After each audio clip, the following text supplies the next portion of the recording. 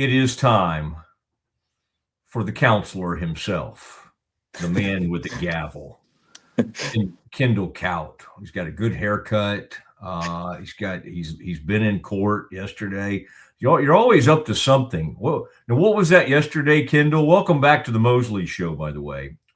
It's good to have you. The proffer. What were you up to from for people that don't know, Kendall is a trial lawyer in the state of Kansas, which is why he will be Johnny on the spot and sitting there rooting on the Bears Friday night as they play on Fox at Fog. But Kendall, what were you up to yesterday, trial-wise? Yep, always a pleasure to be on the show, Matt. Without going into too many details, the charged defendant can come in, provide a statement. So we were at that. That lasted about 2.5 hours yesterday. So could not join the show yesterday, but I'm thrilled to be on today. Okay. No, I didn't need you to share too many details of like the Yeah. trial or anything, but I do like hearing about that. I'm reading one of Thoreau's, Scott Thoreau, who wrote Presumed Innocent many, many years ago. He also wrote 1L. I've gone back in time, and he's got another one that he wrote a long time ago called Burden of Proof. And so I'm reading. It's kind of getting me back in the mindset. Kendall, you never know. I may just go back. I think I only have 2 or 3 quarters left at Baylor Law School. I may just go back and finish up, come join you, fight the good fight. The Bears will be fighting in Stillwater tonight. And, Kendall, this can go a lot of different ways. I was talking to Grayson yesterday, and Grayson kind of had the attitude of, this is what I expected. Like this was going to be a bridge season. And while I think you and I probably both were not that thrilled with what we saw in non-conference, I would say what we've seen so far in conference is even more alarming than what we could have anticipated. Is this Kendall, I don't really see any way out of this right now. I think you and I in the past have talked like, okay, you could try this or you could try this. I think Scott Drew he's searching for answers. Maybe they could pull off the upset, which is sad that that's an upset, but the upset against in Stillwater tonight. But Kendall, this team's in a very bad way right now. They certainly are, Matt. And, for those folks who look at Baylor history or who have studied Baylor basketball a little bit, the disastrous season and the once Baylor got good from 2008, that time they made the tournament, lose to Purdue in the first round, all the way through the present. The worst season, I think, to have been a Baylor fan, to have watched the team in that now 19-season window would be that 2011 team where Lace comes back. You have all the star-studded nature about freshman Perry Jones, and you think because A.J. Walton was a good backup point guard to spell Tweety Carter a little bit the season before, and Anthony Jones is back, Bears open as a top 25 team, you have a lot of faith. And then it just goes about as south as possible. I remember being a student at Baylor when Northwestern came to town and beat Baylor, which is something that should never happen in modern college basketball. This season reminds me a lot of that one. Obi Agba is not a point guard. He's asked to play it. Baylor doesn't have a lot of rotation depth. Fans of Baylor may recall that Stargell Love was the debate that season. Like, if you play Stargell Love more, could Baylor make a run? No, it couldn't. And this season, you're also having those debates like, well, if you can just get James Najee to play 30 minutes a night, or if Caden Powell can stay out of foul trouble, those are pieces that maybe there can be some optimism. But I would certainly agree that where we are right now, Matt, when I look at it, the floor is as low as it could ever possibly be. And when you mentioned as well, Matt, that, we thought the team could struggle. And I had said before the season, I thought this was a team that would make the dance and then lose immediately in a 7-10 or an 8-9 game. Here are some interesting stats. Over the last 3 games, which is opponent adjusted, so you can't just say, well, Iowa State's good, Houston's good, TCU's improving. In the last 3 games, Baylor is 361st in the country in shooting. They are 224th in the country in offense, and they are, out of 365 teams from Arizona to Mississippi Valley State, Baylor ranks 364th out of 365 teams in defensive rebounding. Again, all those stats are opponent adjusted. You look at that.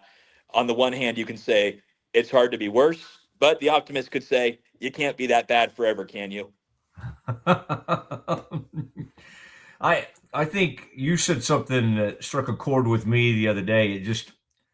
It was that Houston, it wasn't so much that they got beat. It was just the talent disparity. I think you basically said in the it was the biggest talent disparity you could remember in many, many years. And I'm not so sure this isn't Houston's. I'm not saying this is his best team, but like when you have a 6'10" dude that can hit threes. Now he hadn't before Baylor, of course. He hadn't been hitting them that great, but Sanok is obviously skilled. Flemings is like unreal at guard. You still have Ulis and you still have Emmanuel Sharp, and you have Tugler. Like it's a scary, scary team, but that was disheartening, I think, for all Baylor fans to just kind of in the second half. They didn't even. It was a miracle that they were within 7 at the half, is how it felt to me. And then in the second half, it was just over in a heartbeat, and there was really no recourse. There was nothing they could go to. And even like in one of these recent games, maybe it was the Iowa State game, they would get to even the people getting to the line a lot, right? Carr was doing a good job. One thing they do well, they seem to get to the free throw line, and then they can't even make it. I don't know if they're too tired. I don't know what the thing is. So, but I just thought, Kendall, that was particularly disheartening because Kellen's always going to bring a great game plan, but we're still only about 2 years removed, right, from some of those fun, close, even last season. I don't recall it being just a bloodbath at home. This team was not. It was not close. It was not. And the question I always ask when a really good team plays a team that's just clearly worse than them. And Yeah. as you had mentioned, Matt, I had said that I thought that was the biggest talent disparity I could ever remember from Baylor taking the court versus an opponent that they have played since I set foot on Baylor's campus in the 2009-2010 year, about as dire as it could be. Yesufu is talented enough, but I think some of his mistakes he makes would so offend Kelvin Sampson that I truly think Cameron Carr is the only guy who would be more than a 5-minute a night rotation player for Houston right now. I think he's good enough to start for Houston. And then after that, I don't think a single other player for Baylor would take the floor for Houston until Houston was up 30 on most opponents. That's how bad the talent gap is, I think, and where Baylor's really missing on some of those guys they've landed in the portal. And especially, it's one thing to miss, but Baylor's missed horrifically on some of its most expensive portal additions these last 2 seasons. All right, let's talk through. And by the way, so you don't think Kelvin would like Yesufu allowing those guys to go backdoor on him constantly? You don't think that would really go over that well? I think that Kelvin would have to be separated on the bench from Yesufu when that moment would happen. So no, yeah, I don't think that would go super well. Hey, is there, you and I have had this conversation before, the erosion of Scott's coaches. I think you could make an argument that, and part of they missed last year on the guard from Duke, obviously. But I think you could make an argument that since Jacobs left, the offense certainly, and again, part of that is misevaluations, but it's been a steady departure, okay? And these were good recruiters and probably pretty good evaluators, but you lose AB, he was probably the biggest reason Baylor had Edgecombe last year, and Edgecombe's been unbelievable in the NBA this season. You lose Jacobs before that. You have the strangeness of Nunes disappearing, 3 or 4 weeks ago. The steady drip of losing all the Tang, obviously a few years ago now. Does that play a role in what kind of feels like the demise of Baylor basketball in recent years? And then also in that context, what everybody will bring up is not enough. What do coaches do, by the way, when they have a horrible season? What are Baylor football coaches whispering to everybody right now that talks to them? We don't have enough money. We don't have any NIL. We don't have enough money. I guarantee you this current staff believes that. Uh, I think that's totally fair, Matt, that I'm sure they do believe that. Um, However, I do think that the comment that Baylor's NIL budget is not sufficient and that's why the Bears can't contend, I just would fundamentally disagree with that when it comes to basketball. When it comes to football, just to briefly touch on that one, I think that Baylor's NIL budget precludes it from being Texas Tech, but Baylor's NIL budget should not cause Baylor football to more closely resemble Kansas football from the 2010s than Baylor football from the 2010s. So I do think it's fair to say, look, NIL is a little different. You can't just go out and wave $3 million at every guy you want.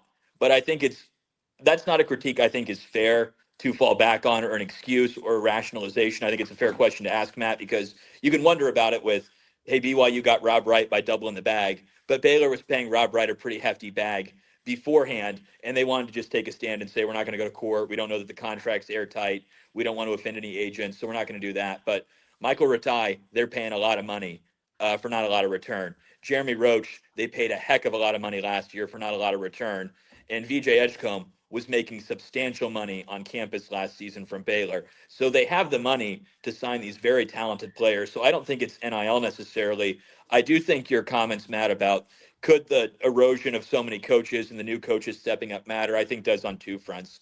One, as you mentioned, Matt, that Jacobs was very involved in the offense for a lot of those years from the title years on to about 2023. Scott and John were leading the offense, handled that side of the floor. And then it was AB and Tang handled all defense, and Tang handled substitutions. And in more recent years, Coach Nunes, as you mentioned, when he was still at Baylor, handled all substitutions. Ron Sanchez, I think, was looked at as he came in from Virginia, and he would handle the defense. And then Scott would go back to handling the offense because I think he recognizes you like to delegate. But one of the problems that comes in is, hey, you know that you can get into a fight with Jacobs about why are we calling this play, or if you want to get focused on something. Jacobs would often call the offense for 8 minutes at a time, with Scott just looking at Jacobs to see what he would call, and then he'd flash, a two, or you'll see Scott flash the hook for a certain play they want to run, or Tang would handle all the substitutions, or more recently, AB would handle all of the defense, with Scott only getting involved if he felt he had to override him. And so I do think all these new pieces, guys coming into new roles, you compare that to the championship team who's gone. Jerome Tang, lead assistant. John Jacobs, who became a lead assistant. Alvin Brooks, or AB, as you mentioned, gone. Even you look up and down the roster, Bill Peterson's gone. All those GAs who I think were so helpful on that team. Rem Bakamus is now one of the coaching assistants, one of the top 3 assistants at Texas Tech. Guys like Chris Nottingham were involved on the staff, as I think he's now the director of operations for Texas Tech as well. They've been at Arizona. So they had a lot of really good pieces top to bottom on that coaching staff, including GAs. And I do think the loss of what you might dub human capital, or the potential they had, has hurt the Bears in the past. And I think it's hurting them right now with a staff that maybe is a little different than some of the pieces Scott relied upon in the past. But I do have faith in guys like Tweety Carter, guys like Ty Beard, that I think they're good coaches. But I think a lot of new voices makes it tough to know, what are you doing? Do you feel as comfortable if you're Scott yelling at guys? I know there was a very tense meeting he had a couple years ago when Baylor got mollywopped by Marquette. You wonder about how comfortable each side feels getting yelled at in situations where the relationships just aren't as tight as they were for those staffs more recently.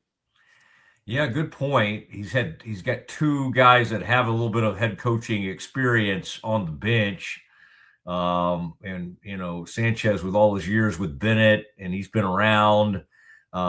He's about Scott's age, right? I mean, he's so that's interesting. Yeah, I think that's a good area to kind of look into. Now, as far as anything you could do with this current team, um, other than playing more through Carr, I said the other day, whether you want to call him a point forward, whatever you want to call him. I mean, I don't know what Yesufu. I mean, I think we learned, and you got to be careful thinking and trusting offensive numbers that are built against bad opponents. And I think everybody got way too in. Oh my God, this guy scored 30. Oh my gosh, he scored 27 the other night against Tarleton, or against, basically nobody. And we read too much into that. Now, what's weird is to see still ESPN's mock draft today, Kendall. 21 is now Carr, 22 is Tunde. there is some thought, and I've had this talk with Ashley Hodge, of that maybe you could pony up enough to talk Carr into coming back. Who knows? Who knows? But it does seem it seems weird to have two legit first round guys on your team, on your starting five, and to know that at any given moment you can just get blown off the floor. And I think that speaks to what you were talking about earlier, roster construction, missing on certain players. Do you see anything Scott could do to maximize what he has more than he's trying to right now? Yep, I think, Matt, there's some cards to play, and it was pretty funny on Siegmund 365. I'd posted after the Iowa State game that I think some folks felt was a little bit of a moral victory, and I was like, it shouldn't be. Iowa State, I thought, played just horrendous basketball, which was not caused by really anything Baylor did. I thought Iowa State just missed a lot of shots, wasn't as disciplined on certain rotations. But I thought the view that some people had, like, well, Baylor's missing layups, they're missing free throws. That's because Baylor misses a lot of shots it should make and doesn't create shots as easily. So I took that mindset of, okay, Obi Agbem needs to run around like he's Brady Heslop. We need to stop looking at Obi Agbem as he's Pierre Jackson or Kenny Cherry even. He just can't take guys off the dribble well enough. But I think, Matt, my fundamental premise would be Baylor needs to either go all in or all out with Michael Rataj. He's making a lot of money. With the injury to Dan Skillings, it appears he's probably going to have to play some. But I would either adjust to, we're playing this guy 10 minutes. He's not supposed to shoot unless he's wide open or gets open on a back door. Just catch and move, be 5 fouls. Or the viewpoint I don't hold, but I think you could consider would be, do you just think this team is so bad right now and it's getting so little out of Michael Rataj that he hasn't scored in double digits in 5 of the 6 games against quality opponents Baylor's played this season, but he played pretty well at Oregon State. And so maybe just he's in a funk, kind of like Jalen Bridges was his first semester. Not a view I espouse myself, but one you could try to talk yourself into would be, should Baylor actually work through Rataj a little bit more, recognize the plane is about to crash, to stabilize it, we got to do something a little bit different. And could you work through Rataj and do that? Now, I think it's more likely you lose by 30 all the time if you do that. But I think Baylor's risk right now is if you're just playing Rataj 28 to 30 minutes, expecting he's going to give 12 points, that's never going to happen. You either need to make him the focal point, which I wouldn't do, but there's a pathway to maybe that works, and he's just had a rough first semester, or you try and basically dump him out of the plane and say, yeah, you'll play 8 to 10 minutes when we have to rest Caden Powell and James Najee, and we'll just let those two play together, work it out. There won't be spacing at the 4 and the 5, but our defensive rebounding will go better than 364th in the country. But I think Baylor has to take the risk of I'd rather honestly Baylor be 4-14, but feel like they're changing up some strategies than Baylor go 6-12 and not change anything up and just try to get confident at what they've done. I think you have to do some different things. But like that 2011 season I mentioned, Matt, during that season, there was that era where Perry Jones had a rule where he was supposed to touch the ball on every possession because I think the team both felt like Lace was taking too many shots. And you have this superstar McDonald's All-American who should get creative, who could out-athleticism people. But then the offense ended up getting bogged down. I think that's the risk if you go to a Yesufu should touch it on every possession risk. I think he'll take too many shots. He's a lot more assertive than Perry Jones. I don't think he's quite as good of a creator as Perry was either. So I would shy away from that personally. But I think you kind of have to do something else. The Obi Agbem will run a high ball screen where one of the big men will come up and then Baylor will look to move the ball around and maybe Michael Rataj gets open for 3. That's not the system I like right now. Baylor's having too many turnovers. They're not getting guys open. So there aren't great cards to play, but I would rather hit on 18 if the dealer's showing 20 than I would rather stop in a convoluted game of blackjack. And that's kind of where I feel Baylor is from the odds, that it's kind of like you got to hit on 18 or 19, but somebody's tipped you off that the dealer already has 20. So you got to go ahead and hit because otherwise you're going to lose. I like that. I like that. That's some of your Vegas stuff coming out of you. Kendall Kaut joining us on the Matt Mosley Show. You wonder how much a guy like Rataj received. We know Roach got like at least $1 million, and that turned out to be a disaster. Do you think Rataj got $1 million? It would just be a pure guess. I was quite privy off the record to what Baylor's players were making in 2023. My assumption would be he is probably close to that number, but that would just be speculation on my front, not where I could Mm-hmm. almost tell you the exact amount that VJ Edgecombe was making with a gun to my head. But even out of the game as a writer now, but just somebody who likes coming on the show and still follows it religiously, I would still take the gun to my head to protect those numbers since they were off the record. But Matt, if you were telling me make a guess over or under like 800K, I think he's over 800K in what he's making. Wow. Do you look at teams? I get jealous of other teams. You're like me. You like to kind of break down what Tech's done and what's going on. Like right now, K-State's a disaster a little bit as well. And by the way, Tang, he seems to, Tang has a way about him, and we know it, and we love him, right? Because he can never do anything wrong in Waco because of how we think of him. But you being in Kansas, it certainly seems like the honeymoon. I guess it ended a pretty good while ago, but it's just that fan base is extremely irritated with him. But let me redirect this a little bit, counselor. Like Grant at Texas Tech. Okay, the simple answer is massive budget. Okay, well, it's Tech. We don't come in. And maybe that's the answer in football. But one thing I've noticed is he kind of goes after guys, and the guy that is moved on was like that a little bit. That was with him last year was so good, Darian. But it's just kind of interesting to see what he does. Like they're not all like, oh, we're going to pay this guy 800,000 or $1 million. Some of those guys, wherever they were, Nevada or wherever they're coming from, were averaging somewhere between 9 and 12 points a game, and they sort of seem to have like a real vision for these guys. And I just have never sensed Baylor's kind of turned the corner in that route. Baylor's always out like, let's get, the most talent we can, and let's get this guy and this guy. And obviously they've ended up with a mess of a team. We've established that. The teams that seem to be doing this correctly, and I would put Tech in that group. Certainly now Kelvin's getting one and dones, which is scary because that's not what he used to do. But what are those teams doing right? Because I don't think it's as simple as saying Tech just has way more NIL than Baylor basketball-wise. I agree with you there, Matt. And in fact, as you mentioned, with Darion Williams moving on to North Carolina State, I think he was someone that Texas Tech had interest in keeping. It was just they thought the price point was too high, which even shows for Tech there's a limit to how much they'll spend on basketball. So there are NIL constraints really for every program out there but Kentucky, who's having their own kind of struggles this season. One thing I think you could probably fall back on for Grant McCasland and where his skill set would be is we know he won pretty big, certainly relative to expectations at UNT, and he's been at Central Arkansas.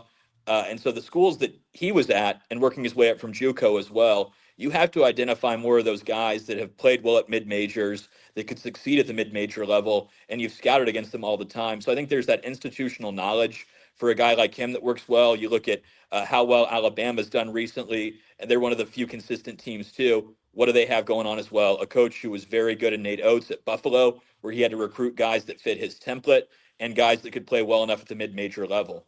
I look at the culprit when we talk about it, Matt, and to bring up Tang a little bit.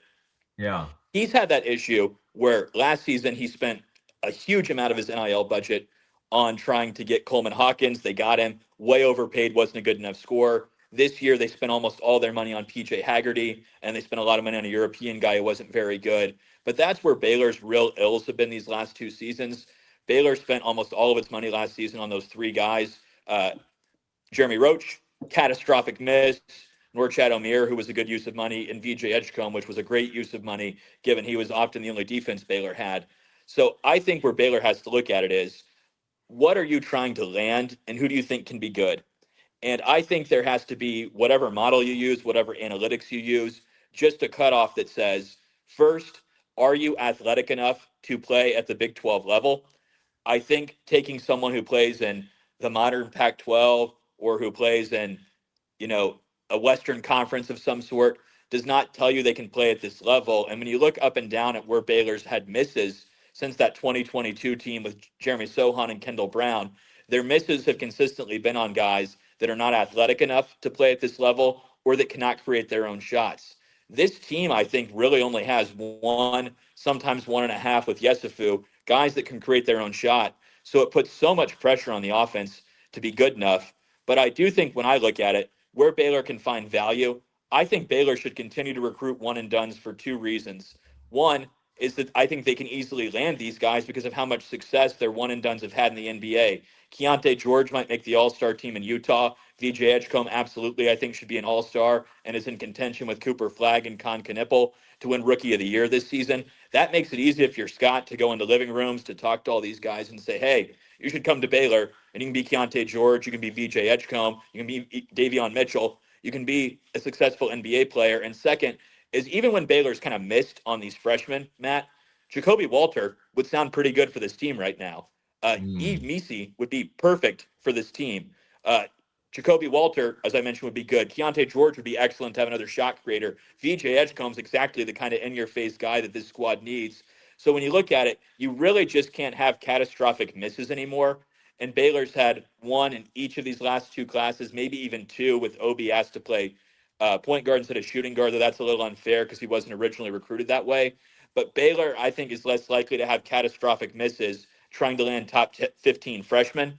That I would go that route and then say, all right, let's just fill out with athletic guys that can shoot. And we're going to gamble that our coaching acumen can coach those guys up, as opposed to we have 9 months for our strength and training staff to get somebody that's never played at the Big 12 level, that was not an All-American caliber freshman or a Gatorade National Player of the Year caliber senior in high school. That's not what I want to try to convert. So I think it would be a mistake to move away from one and dones when the staff has shown less acumen in the immediate transfer field when it's not sit a year like Maceo and Davion were. And that's a very complicated and deep pool to swim in. Whereas I think Baylor is the top fish along with Duke, Kansas, and just a couple other schools at landing the one and done guys. And so I don't think that's a pool Baylor should stop fishing in, although I get why some people want to do it. I'm just telling you, you line up who Baylor's one and dones have been, they look a heck of a lot better than who Baylor's transfers have been these last several years.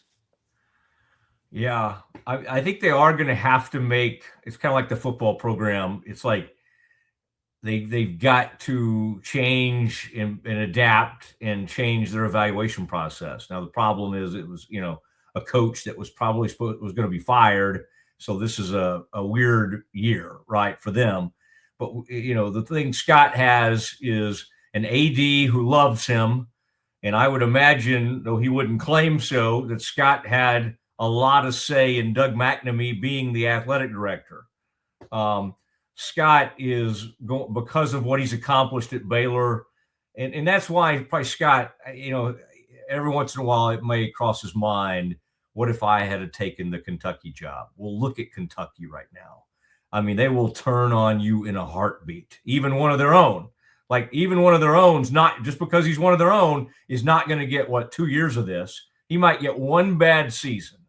If it encroaches on 2 bad seasons, he's done. Scott, they're not going to do that. But yeah, I think he's going to have to think about his staff and think about okay, let's look around and find out. You have to hold people accountable, whether that's publicly, privately, whatever. But what led them to load up and go with Roach? Who was driving that? And what led them to sink a bunch of money into Ratai and then to think Obi Ogbum could do this? I mean, they have to. And Scott can't. It's weird when it comes to his staff, like you said, he can be a little confrontational. When it comes to administrators, he's so far different from Kim Mulkey. There's never been two more polar opposites. Kim walks into any room and she's like, who's the most powerful person in here? And how can I pick a fight with that person? Scott finds the most powerful person and becomes that person's best friend. And that's just the way he's wired. But somebody needs to pay. If you keep screwing it up year after year, you can't go, well, don't you remember that national title? No. Do you think that's what Kansas did when they won the national title back in whatever year that was, 2003 or 2004? Said, oh man, like we, let's sit on this for a while. Let's enjoy this for a while. No, you demand and want more. And sadly, while Baylor didn't go, it's not like they got bad after that. They had number one the following year, a number one seed, right? Number two the following year.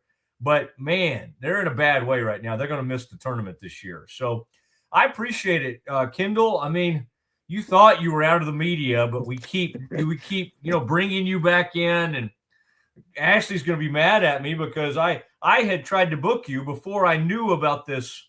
He won't be mad at me, but this big round table you were doing there, which is a neat deal. But I appreciate you spending the time with me. I guess we can at least, I don't know. I got to wait till DJ Lagway actually signs something. I was going to say we could celebrate that good news, but even that was kind of awkward, wasn't it? Very awkward. It sounds like he's going to sign. Yeah.